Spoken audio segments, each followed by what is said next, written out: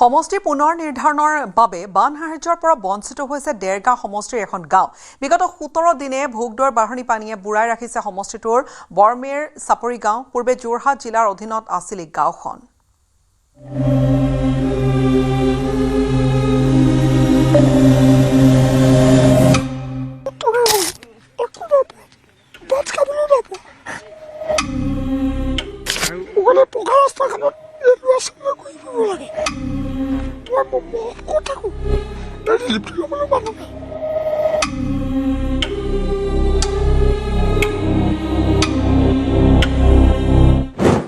পাকঘৰ ভাগি উঠি গুচি গ'ল, ফিচাৰী গুচি গ'ল আৰু মানুহকেইটা লোকৰ ঘৰত আছে।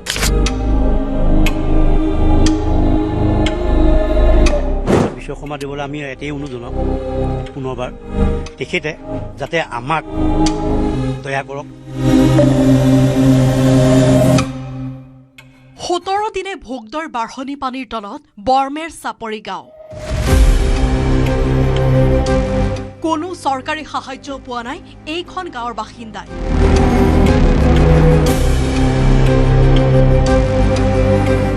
কাৰণ সমষ্টি পুনৰ নিৰ্ধাৰণ।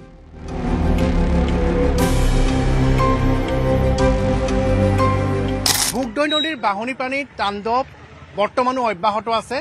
মই বৰ্তমান আছোঁ যোৰহাটৰ উপকণ্ঠৰ বৰমেৰ চাপৰি অঞ্চলত আৰু মই দেখুৱাইছোঁ যে ভোগদৈ মথাউৰি ছিগাৰ ফলত এই সমগ্ৰ অঞ্চলটো শোলমৰা এলেংমৰাকে ধৰি বৃহত্তৰ অঞ্চলটোত বানে কেনেধৰণৰ তাণ্ডৱ চলাইছে আৰু 19 দিন ধৰি এই অঞ্চলৰ বহু গাঁও বৰ্তমানো পানীৰ তলত আছে।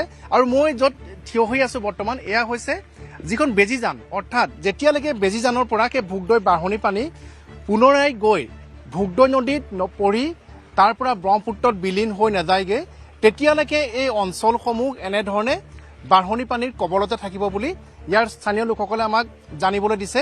এইখন হৈছে বেজীজান আৰু যিহেতু সমষ্টি পুনৰ নিৰ্ধাৰণৰ পিছতে সমগ্ৰ বৃহত্তৰ অঞ্চলটো বৰ্তমান গোলাঘাট জিলা আৰু ডেৰগাঁও সমষ্টিৰ অন্তৰ্গত।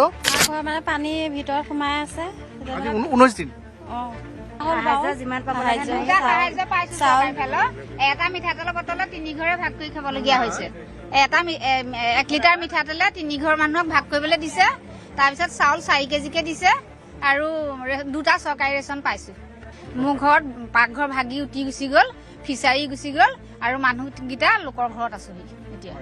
আৰু যি স্থানীয় লোক আছে বৰ্তা এটা জানিব বিচাৰিম, আপোনাৰ ঘৰো এতিয়া পানী তলতে থাকে? পানী তলতে আছে, 3টা ফিচাৰী। 3টা ফিচাৰী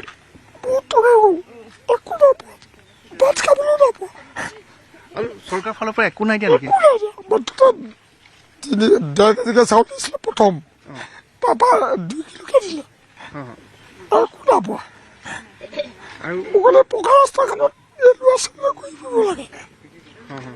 মই ক'ত থাকোঁ, এই ৰিলিফটো ল'বলৈ মানুহ নাই, মিছেছ আছে আৰু কোনো নাই।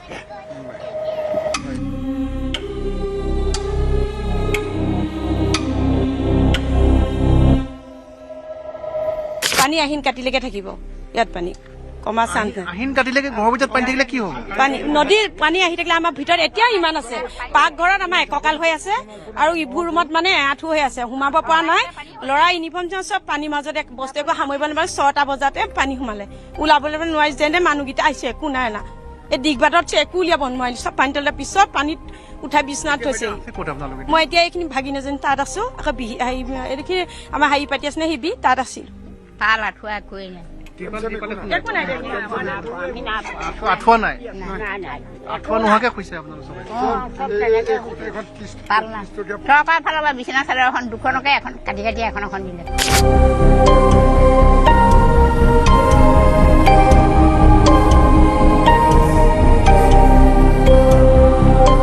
হিমন্ত বিশ্ব শৰ্মা দিবলৈ আমি এটাই অনুৰোধ জনাওঁ পুনৰবাৰ তেখেতে যাতে আমাক দয়া কৰক আৰু আমাৰ এই আই মাতৃ একেবাৰে বালক বালিকা সকলো আছে, তেওঁলোকৰ খাদ্য সংকট আৰু ইয়াত ৰেচন 2বাৰ দিলে, এবাৰ 3 কিলো চাউল দিছে, পুনৰবাৰ কৈছোঁ 3 কিলো চাউল দিছে আৰু 200 গ্ৰাম 300 গ্ৰাম মচুৰমাহ দিছে আৰু 4 ঘৰৰ মাজত 1 লিটাৰ মিঠাতেল ভাগ কৰি ল'ব দিছে আৰু নিমখৰ পেকেট আহিছিলে 15টা।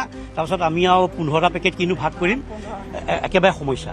গতিকে আমি হিমন্ত বিশ্ব শৰ্মা ছাৰক তেখেতক আমি এতিয়া অনুৰোধ জনাওঁ আমাৰ 98 নং দেৰগাঁও বিধানসভা সমষ্টি বৰমেৰ চাপৰি এতিয়া আগত চাপৰি আছিলে কিন্তু এতিয়া ডুবি এই ডুবি অঞ্চলত আগতে এই বেজিনা চেনেলটো দি দিলে এই বেজিনা চেনেলটোৱে আমাৰ একেবাৰে মহাকাল হ'ল গতিকে এতিয়া তেখেতৰ মহ গৰুৰ পৰা আদি কৰি আমাৰ ইমানেই সমস্যা হৈছে গতিকে আমাক যদি গৰু ছাগলীকে এই চাপৰ বা এনেকৈ দানা যদি তেখেতে গ্ৰহণ দিলেহেঁতেন আমাৰ গৰু ছাগলীবিলাক ইমান সংকট নহ'লহেঁতেন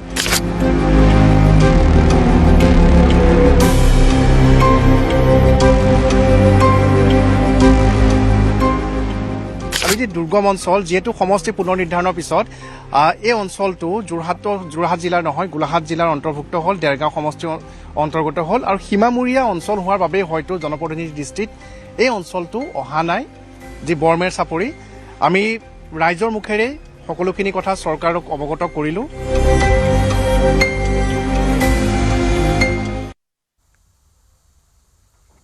পুনৰ বানে সংহাৰ আৰম্ভ কৰিছে যোৰহাটৰ টিয়কত কাকজান টিয়ক পুঠি নদীৰ বাঢ়নী পানীয়ে বুৰাই পেলাইছে টিয়কৰ ৯ অঞ্চল ইফালে চলিত বানত ক্ষতিগ্ৰস্ত হৈছে যোৰহাট জিলাৰ ৩৭৭খন বিদ্যালয়ৰ লগতে এখন মহাবিদ্যালয়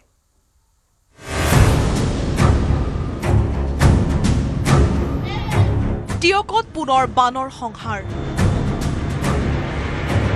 কাকজান টিয়ক পুঠি নদীৰ বাঢ়নী পানীত প্লাবিত ৯ অঞ্চল চৰকাৰলৈ বাট নাচাই বানে চিঙা ৰিং বান্ধৰ নিৰ্মাণত হাতে কামে লাগিছে মৰাণ গাঁৱৰ পুৰুষ মহিলাই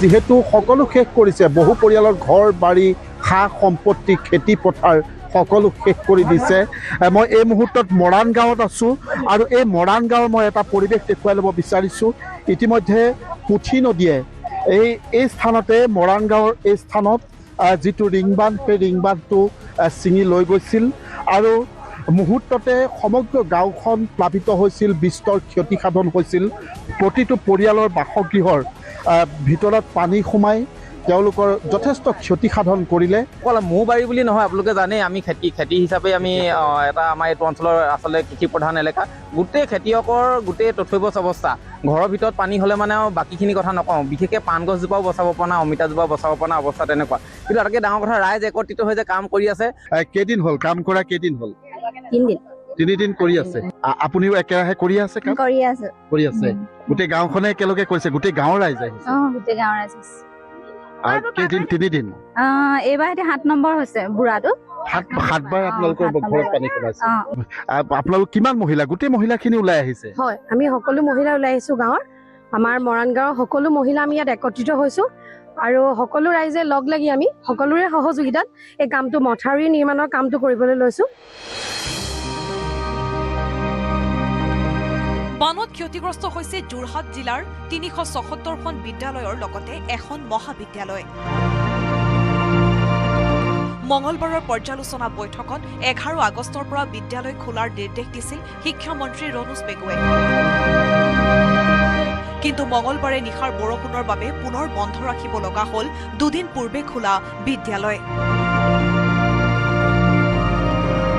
টিয়ক নদী কাকজান নদী পুঠি নদী এই নদীকেইখনৰ জলস্তৰ বৃদ্ধি পোৱাৰ পিছত আকৌ যিসকল বাধাক্ৰান্ত লোক সেই লোকসকল পুনৰ বাধাক্ৰান্ত হৈছে তেওঁলোকৰ ঘৰ বাৰী পানীত তল গৈছে আৰু তাতোতকৈ ডাঙৰ কথা ইতিমধ্যে যিসমূহ বিদ্যালয় ইতিমধ্যে পানীৰ পৰা ওলাইছিল সেই বিদ্যালয়সমূহ পুনৰ তল গৈছে আৰু যোৰহাট জিলাৰ ৩৭৭খন বিদ্যালয় আৰু এখন মহাবিদ্যালয় বিশেষভাৱে ক্ষতিগ্ৰস্ত হোৱাৰ যিটো তথ্য দাঙি ধৰিছিল আৰু অহা 10 তাৰিখৰ পিছত 11 তাৰিখৰ পৰা বিদ্যালয়সমূহ সকলো বিদ্যালয় খুলিবৰ কাৰণে ব্যৱস্থা কৰাৰ কথা তেওঁ উল্লেখ কৰিছিল আৰু এইকেইদিন স্কুল চাফ চাফাই কৰা হৈছিলে আকৌ আজি মানে পানী উঠি গ'ল যে এতিয়া স্কুলৰ ভিতৰত পানী এহাতমান ওপৰলৈকে উঠিছে আৰু 8 তাৰিখৰ পৰা আমাৰ স্কুল হোৱা কথা আছিল কিন্তু এইটো অৱস্থাত আমাৰ স্কুল কেনেকৈ বহুৱাম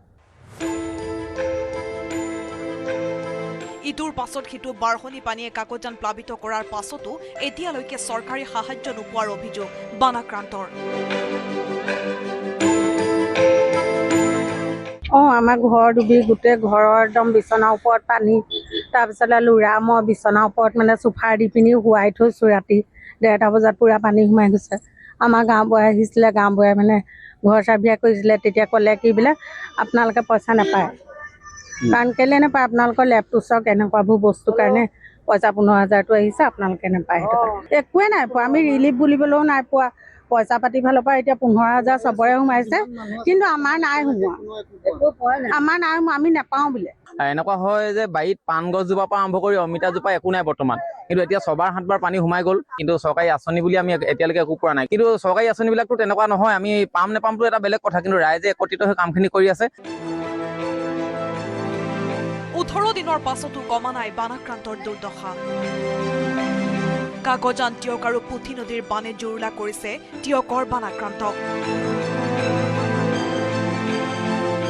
এতিয়ালৈকে পানী এতিয়া 4 নম্বৰ সোমালে, যেইবাৰ মানে হেৰি হয় সেইবাৰ সোমাই, আৰু চবতকৈ আগত আমাৰ এইডোখৰতে সোমাই পানী, নিশ্চয়। কিন্তু আমি একোৱে নাপাওঁ সহায়।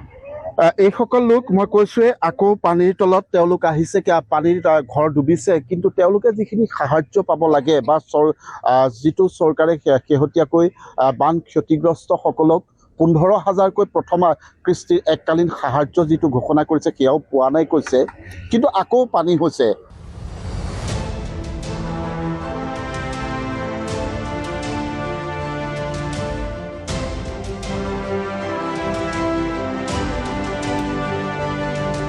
টিয়কৰ পৰা দিগন্ত হাজৰিকাৰ report, news 18 Assam north east.